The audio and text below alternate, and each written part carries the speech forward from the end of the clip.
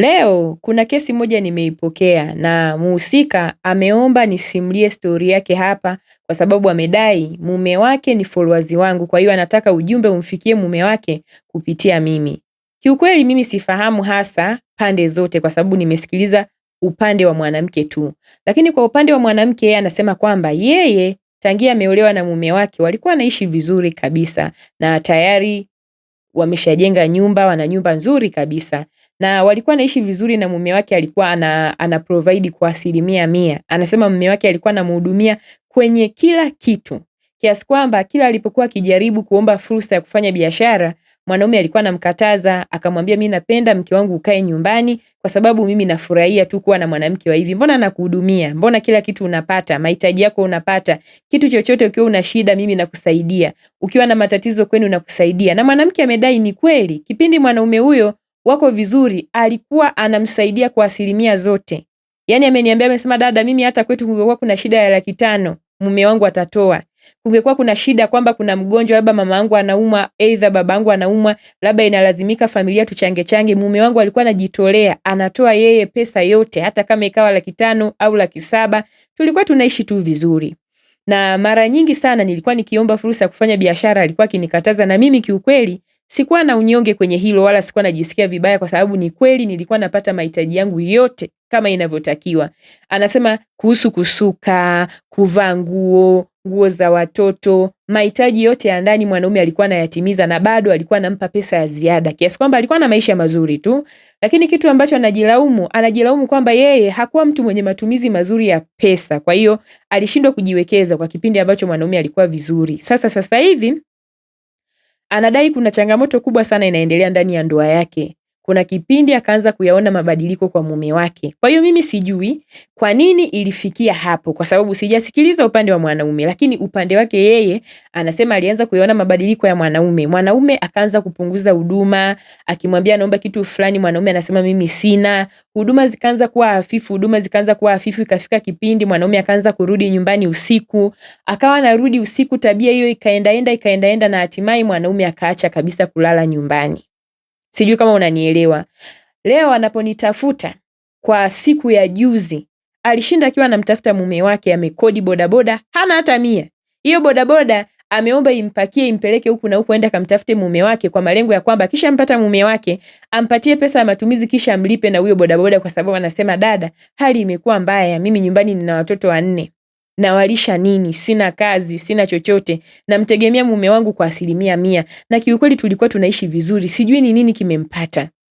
Amehangaika na bodaboda kwenda mitaa mbalimbali ya mahali wanapoishi na mwisho wa siku akaja kumbahatisha kumpata.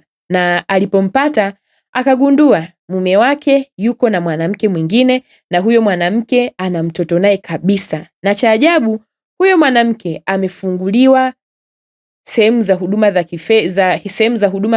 za kifedha 2, yani ana hizi M-Pesa, tuseme hizi M-Pesa, Tigo Pesa, nini ziko 2. Sijui kama unanielewa. Na hayo yote alithibitisha huyo mwanamke wakati anamtumia meseji kwenye chokochoko, kama unavyojua tena hawa wanawake wa pembeni jinsi walivyo. Kwa hiyo anasema dada, nimechanganyikiwa. Sina pa kuanzia. Natamani nibebe mabegi yangu niondoke nyumbani, lakini bado nikikumbuka mume wangu mimi na yeye tuliishi vizuri. Nashindwa kuelewa ni nini hasa kimembadilisha mume wangu amefikia hapa. Kwa sababu kiukweli siwezi kusema, yani yule dada amesema hawezi kulaumu kitendo cha mwanaume kumkataza kufanya kazi kwa sababu kila kitu alichokuwa anahitaji alikuwa anatimiziwa. Alikuwa anaachiwa pesa, anasema dada, mimi friji lilikuwa linafurika kila unachokijua wewe, takataka zote, kuku, samaki, mboga nilikuwa napewa kila kitu, na bado mume wangu alikuwa ananiachia 30,000 kila siku. Kila siku piga hesabu 30,000, na yuko pembeni ya mji, hayuko huko Dar kwamba maisha ni magumu kama hivyo, Dar vitu ni gharama. Yeye yuko mikoani huku, ana maisha tu ya kawaida huku mikoani huku. Kwa hali yake kiukweli maisha hayo ni mazuri, maisha ya kuachiwa 30,000 kwa siku sio maisha mabaya. Sasa ndo anasema hakuwa akijiwekeza, yeye hakuwa na ile akili kama mwanamke ya kujiwekeza hata kidogo, kwa hiyo yeye alikuwa anajiachia mno kimaisha. Sasa ndio imefika wakati mume hakaliki hashikiki. Na anasema alivyomfuata mwanaume, alivyomkuta mwanaume alimpa pesa kidogo sana. Alimpa tu pesa kiasi cha shilingi 33,000 tu. Na bado alikataa kulipa hata bodaboda. Kwa hiyo anasema dada, hapa unaponiona nina hali mbaya, Sijui naanzia wapi, na mume wangu nilikuwa namtegemea kwenye kila kitu. Kiukweli tulikuwa tunaishi vizuri, lakini mimi sijui nini kimeingilia hapa katikati. Na amesema tangia alipoenda hiyo juzi kwenda kumtafuta mumewe, huyo dada ambaye ni mchepuko wa mumewe amekuwa akimpigia simu mfululizo anamfanyia bullying, anamwambia wewe ni mfanyakazi wetu, mimi ndo niliyeshikilia kila kitu, mimi ndo mama mjengo, mimi ndo nayejua mahesabu yote, mimi ndo nayejua kila kitu. Yaani ni kama mwanaume ameshawekeza pesa yote kwa yule mwanamke. Kiukweli ni kitu ambacho kimenitrigger kwa namna fulani, kwa sababu unaposikia mwanamke mwenzio anapitia changamoto, kiuhalisia unajisikia vibaya. Japokuwa siwezi kuongea in deep sana kwa sababu sina uhalisia wa kile kilichotokea kwenye maisha yao. Lakini mimi nikiangalia kwa picha ya kawaida nahisi kuna kitu ambacho hakiko sawa. Sidhani kama ni jambo la kawaida mwanaume kuacha kuprovide kwenye familia yake kabisa. Maana mwanaume amehama nyumbani, maana yake amekimbia kabisa familia yake. Na anajua wazi mke wake hana pa kuanzia na ana watoto na mke wake. Mimi niseme tu, mimi nahisi kuna kitu hakiko sawa. Maana yake najua kwamba hata kama kulikuwa kuna changamoto, sidhani kama ingekuwa ni kitu cha mwanaume kuamua kuiadhibu familia yake, kuamua kuadhibu mpaka watoto wake kwa ajili ya mke wake. Mimi nafikiri angekumbuka hata watoto wake. Hiki kitu kimenifanya nifikirie kwamba wanaume kuweni makini sana. Inaonekana sasa hivi maisha yanayoendelea huko nje sio maisha mazuri. Inaonekana huko nje wanawake wakiwashika kuna vitu wanawafanyia. Just imagine kwa story ya huyu dada anavyosimulia, maisha yake yalikuwa tu vizuri. Hatuwezi kusema hizi ni changamoto za kawaida za mabadiliko ya mtu, kiasi kwamba mtu atoke kwenye kuhudumia familia yake kwenye kila kitu kisha akimbie kabisa familia yake, aache kutoa hata 100, ahamie kabisa kwa mwanamke mwingine na akawekeze pesa kwa mwanamke mwingine. Huyo mwanamke amemzalia mtoto mmoja, huyu mkewe wa ndani ana watoto 4. Fikiria, ukikaa chini ukafikiria, hata wewe utanielewa, kuna kitu hakiko sawa. Huyu dada anapitia hali mbaya. Pesa hana chochote, ana changamoto nzito. Na sasa hivi anapambana, anasema nawaza niende nikalete vurugu na nini. Mimi nilikuwa namtuliza kwamba hapana, hata ukileta vurugu haitokusaidia, kwa sababu mimi nahisi kuna kitu hakiko sawa. Mwanaume akimbie kabisa nyumbani kwake. Sawa, mke amemkosea. Je, hata watoto amemkosea? Hata watoto kabisa amewasahau kabisa. Maana mimi nafikiri kama kungekuwa kuna changamoto, basi huyo mke asingekuwa nyumbani kwake, lakini mpaka leo hii anasema niko kwenye nyumba yangu. Tena nyumba yangu ni nzuri kabisa, mume wangu alishajenga. Kiukweli mimi maisha sio mabaya. Yaani maisha ya mahali ninapotokea, ninapolala na kuamka sio mabaya, lakini sasa hivi huwezi kuamini. Nyumba kubwa nimebakia nayo, lakini sina chochote cha kunisaidia kuendesha maisha humu ndani. Maisha yameshakuwa magumu. Kiukweli ni jambo baya sana kulisikia. Niseme tu, wanaume kuweni makini. Kila siku nimekuwa nikiwaambia hapa mara kwa mara. Sasa hivi huko nje hali ni mbaya. Kila mtu akipata fursa ya kukaa nawe karibu, anaweza akafanya chochote kuhakikisha na kubakiza kwenye maisha yake. Kwa sababu maisha yameshakuwa mabaya, yameshakuwa magumu. Kila mtu anapambana kwa hali na mali huko nje, maisha yamekuwa magumu. Kwa hiyo mimi naamini hapa kuna kitu tu kimetendeka juu ya huyu mwanaume, kwa sababu sidhani kama ndio kwamba ni akili za mwanaume hizi, kwamba tuseme wanaume wanabadilika, lakini hapana, kuna mabadiliko mengine mtu ukiangalia kabisa unaona hapana, hapa kuna changamoto. Ndio mimi sijasikia upande wa mwanaume kwamba ni changamoto gani hasa imemfanya iwe hivyo, lakini mimi naamini kuna kitu hakiko sawa. Na kwa kuwa mume wake ni followers wangu ambaye ananifuatilia sana, naamini huu ujumbe utamfikia. Mke wako anakutafuta, anasema umemwacha na watoto, na unajua wazi hana kazi, hana chochote, hana pa kuanzia, na anashindwa kuelewa mabadiliko yako yamekuwa ya namna gani, kwa sababu umebadilika ghafla mno na hakuna kitu chochote kikubwa ambacho mmekosana wewe na yeye. Mimi binafsi yangu tu kama mshauri, nikijaribu kuangalia kwa jicho la karibu, naona kabisa kuna changamoto kwa upande wako. Mimi sidhani kama hiyo ni hali ya kawaida. Kwa hiyo huu ujumbe kama umekugusa wewe mwanaume ambaye umehisi kabisa huu ujumbe unakugusa wewe, jitafakari. Kuna kitu hakiko sawa. Kuna mahali umefeli. Kuna mahali umechezewa. Tayari kuna kitu kinaendelea ndani yako pasipo wewe kuelewa. Sijui kama unanielewa. Wanaume kuweni makini na vitu vya namna hii. Baba kabisa mwenye familia yako, unapofikia kwenye wakati unapitia hali kama hii, tayari unadhalilika. Unapoanza kuitelekeza familia yako kwa sababu ya mwanamke mwingine, tena inaonekana huyo mwanamke ni mdogo sana. Yule dada amesema, yani dada, huyo mwanamke ni mdogo sana, hata kwangu tu kiumri nikimwangalia ni mdogo sana, na amekuwa akinifanyia bullying tangu siku nilipogundua, na inaonekana hayo mahusiano yalikuwepo. Na ananiambia wazi mimi nimezaa na mtoto makusudi ili ninyang'anye nafasi yako. Kwa hiyo wewe muda wote kaa tayari, utakuja kufukuzwa hapo ulipo. Yani anasema yule mwanamke anaongea kwa namna fulani ya kujiamini, ni kama kuna kitu fulani ambacho yeye anajua wazi kwamba amekifanya ambacho lazima kitamtoa yule dada kwenye mji wake. Wanaume kweni makini na vitu vya namna hii. Mimi nashindwa kuelewa. Kwa nini wanaume sasa hivi hamuendani na nyakati? Sasa hivi nyakati tulizofikia sio za kujiachia. Kila siku nimekuwa nikiwaambia, sasa hivi wanawake wanawaroga. Hivi wewe hata ukijaribu tu kuangalia kwa akili ya kawaida, huwezi ukaona kama ni kitu cha kawaida mwanaume aliyekuwa na provide vizuri kwenye familia yake, saizi imefikia mahali ameamua tu kuwa hivyo, amekuwa kama mjinga. Ametelekeza familia yake, hahudumii kwa chochote na anajua pasipo yeye familia yake inakufa njaa. Anaamua kuacha watoto 4 kwa ajili ya mtoto mmoja. Familia aliyoitengeneza kwa muda mrefu sasa hivi ameitelekeza. Mke anafanya kazi ya kumtafuta kwenye mabodaboda. Fikiria hata ungelikuwa ni wewe. Unaenda kumuomba bodaboda uliyemzoea, nipeleke nikamtafute mume wangu, na huna hata 100 mfukoni. Unamuomba kama msaada. Fikiria wanaume, kweni makini. Sasa hivi hizi zama ni za hatari. Ni za hatari mno. Huyu dada ameomba kwamba, dada, naomba huu ujumbe ufike kwa mume wangu kwa sababu mume wangu ni followers wako. Labda atanielewa kwamba huku nyumbani hali ni mbaya.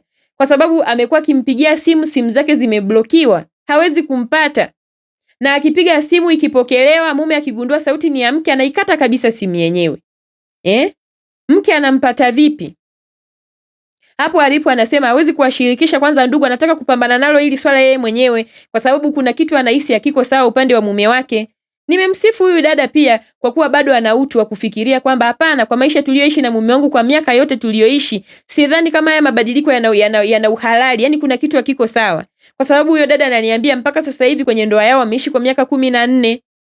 Miaka 14 sasa hivi, lakini mwanaume ghafla amebadilika na sasa hivi ana mtoto mdogo. Ana mtoto mdogo kwamba anasema, dada, mimi sasa hivi hata ningesema baba ningekuwa nina kazi, nadhani hata sasa hivi nisingeweza kuwa nafanya kazi kwa sababu huyu mtoto mdogo ni wa mgongoni kabisa, ana umri mdogo, ni mchanga. Ni mchanga maana kwa umri alionao, kwa jinsi alivyotaja kwamba ni mtu wa kumbeba kwa sababu bado akai afanye nini, basi ni huyo mtoto inaonekana ni mchanga kabisa. Japokuwa hajanitajia umri wa miezi ambao mtoto anao, lakini mtoto ni kichanga kabisa. Kwa hiyo hata kama angelikuwa labda ana kazi, ingenikuwa ni ngumu sasa hivi kwenda na mtoto huko kwa sababu amesema, dada, mimi mtoto wangu bado ni mdogo. Ni mdogo, hata ningelikuwa na kazi bado ningetegemea msaada wa mume wangu. Wanaume, vitu kama hivi jikwepeni sana visiwakute kwenye maisha yenu. Kweli sasa hivi na utu uzima ulionao, mwanamke akakuwai akakukabe kooni akakuroge, ushindwe kukumbuka familia yako, ukaisahau familia yako mazima. Ni vitu vya aibu ambavyo mwanaume unatakiwa kuomba usikutane navyo. Sijui kama unanielewa. Haya mambo yapo baadhi, nimekuwa nikipata story zake. Na hata siku moja hapa ambapo nilizungumzia swala la ubinafsi pia, niliwahi kupata story ambayo imefanana na hii. Mwanamke akasema, dada, mimi sikuanza tu kuwa mbinafsi, lakini mume wangu kuna vitu alikuwa anavifanya vilinilazimu mimi kuwa mbinafsi. Mume wangu alianza kunipa viashiria vya hatari. Akaanza kuwa hahudumii familia. Ule wajibu wake kama baba ameuachilia. Kwa hiyo mimi ndo nikaanza kulazimika kuwa nahudumia watoto, nafanya kila kitu. Pesa ya matumizi aniachie. Nikimwambia kitu fulani nina shida nacho, ananiambia tumia pesa yako nitarejesha. Harejeshi. Kwa hiyo ikaenda ni lazima mimi sasa kusimama kwenye nafasi ya baba. Wanaume, mimi niwaambie tu kweli, ubaba ni baraka. Na ubaba unakuwa baraka pale ambapo wewe unahudumia wa nyumbani mwako, unahakikisha nyumbani mwako watoto wako wamekula, mke wako amekula, familia yako imefurahi. Ndivyo baraka inavyofunguka. Sasa kama unaacha mama ndio aendelee kupambania familia, wewe unakuwa ni mtu wa kurudi tu kula na kulala, sio jambo zuri. Istoshe ni afadhali iwe ni mtu ambaye umeshindwa tu kwamba umejipambania, umeshindwa, umepata magonjwa, aidha una changamoto za kikazi, kila mtu anaweza akasema ni hali ya kawaida. Lakini mtu una kazi yako, mtu una mshahara, unashindwa kusimama kwenye jukumu lako kama baba kwenye familia yako, kwa ajili gani? Ndio kama hivi. Unazubazuba huko na watu wengine waovyo wanakuja kukushikilia masikio, mambo yanaishia kama hivi. Kwa hiyo huu ujumbe umenitrigger, na kama wewe mwanaume uko hapa ambaye umeusikia huu ujumbe na huu ujumbe unakuhusu wewe, tafadhali sana jitafakari. Mke wako anakutafuta. Anasema kama kuna changamoto mwende mkakae miamalize, kwa sababu hii tabia ulioifanya hata yeye anashindwa kuamini kama ni akili zako. Nikwambie tu ukweli. Wewe kaka mwenye hii story, kama uko hapa unanisikiliza, mke wako amesema wazi, mimi pamoja na haya yaliyotokea, lakini bado mume wangu nimetoka naye mbali. Ninaamini kuna kitu cha tofauti kiko kwake. Kwa hiyo mimi mwenyewe nina ile hamu ya kumsaidia kwa sababu nahisi kuna kitu hakiko sawa. Kesho na kesho kutwa asije akaja kunilaumu kwamba mimi kama mke nilishindwa kumtoa nilipomuona kuna sehemu mbaya yupo. Na kama wewe dada uko hapa ambaye umefanya hichi kitu kwenye maisha ya mwenzio na unanisikia, tafadhali sana angalia kitu unachokifanya, usijichumie tu mabalaa na mikosi kwenye maisha ya watu. ulikuta watu wanaishi vizuri, mtu anaishi vizuri na mke wake, familia yake ilikuwa inaishi vizuri. Imagine sasa hivi mwenzako watoto wake wanalala njaa kwa ajili yako. Sasa hivi mwenzako anahaha kama yatima na watoto. Ana mtoto mchanga ananyonyesha, anahitaji msaada sasa hivi alipofikia. Wewe umeamua kumchukua mume wake, unatamba naye na kila kitu. Mimi kwa kweli ninachoona, adui wa mwanamke ni mwanamke mwenzie. Yaani adui wa mwanamke ni mwanamke mwenzie. Hawa wanaume nao tutawatusha tu mizigo wakati mwingine. Kwa mfano kama hapo, mtu inaonekana kabisa amemchezea mchezo mwanaume. Inaonekana kuna kitu kinakuwa cha tofauti, kuna kitu hakiko sawa. Mtu mpaka anaacha familia yake, ameamua tu kuondoka nyumbani, amekimbia for no reason. Mimi siwezi kujua kama kuna sababu za ndani, lakini hili swala tu lilivyokaa, yule dada alivyonielezea, limekaa kama lina mambo ya kishirikina ndani yake. Huwezi ukasema mwanaume ambaye alikuwa na akili timamu, alikuwa na provide kwenye kila kitu, leo hii amefikia hatua anaikimbia familia yake mwenyewe pasipo shida kubwa. Leo hii imefikia hatua mke anapanda mabodaboda kwenda kumtafuta aliko, ampatie pesa, watoto wanakufa na njaa nyumbani. Yule dada maskini ya Mungu anasema bado nina hamu ya kumpambania mume wangu kwa sababu nahisi kuna kitu hakiko sawa. Mimi na mume wangu tumeishi vizuri sana kwa miaka yote 14. Kwa hiyo hata kama kungekuwa kuna mabadiliko au mume wangu angekuwa na tabia mbaya, mimi naamini zingejionyesha mapema, ningekuwa napitia. Lakini ndani ya miaka 14 yote mimi dada naweza nikakwambia sijawahi kupitia vitu vya ovyo. Mume wangu alikuwa ananipenda vizuri kabisa. Alikuwa ananijali, ananithamini na tulikuwa tunaishi vizuri kabisa. Kama changamoto ndogo ndogo za kibinadamu zilikuwepo, lakini sio changamoto za hivi. Mume wangu hakuwahi kulala nje, mume wangu hakuwahi kuhama nyumbani, mume wangu hakuwahi kuanza kurudi usiku nyumbani. Kuna vitu tu haviko sawa. Yaani huyo dada pamoja na yeye aliyotokea bado anasema mimi moyo unaniuma, lakini bado sitaki kumlaumu sana mume wangu kwa sababu nataka nimpambanie mpaka hatua ya mwisho. Ninaposema basi mume wangu kweli amebadilika kwa kujisikia, nishuhudie mwenyewe. Kwa sababu ananikwepa, nikimpigia simu anaikata. Simu yangu mimi ameiblock, akisikia tu nimepiga kwenye simu nyingine akasikia ni mimi, anaikata simu hapo ana block hiyo namba. Yaani imekuwa kama mwanaume anafunga milango yote ya kuwasiliana na mke wake. Je, hivi hapo kweli hata ungelikuwa wewe utaona ni hali ya kawaida? Kuna kitu sio kizuri kinaendelea. Kwa hiyo wanaume, jifunzeni kwenye story kama hizi. Wewe unapokuwa baba, usiwe mjinga kuja kushikwa masikio na mwanamke mjinga kaanza kukuendesha ukaiacha familia yako. Familia uliyoijenga ndani ya miaka 14 leo hii inakuja kuvunjwa na mwanamke ambaye una mtoto naye mmoja. Na vipi kama huyo mtoto sio wako? Haya mambo jamani yanaumiza. Kwa hiyo story yenyewe ndiyo hiyo. Naamini baadhi ya wanaume kuna funzo mmelipata hapa.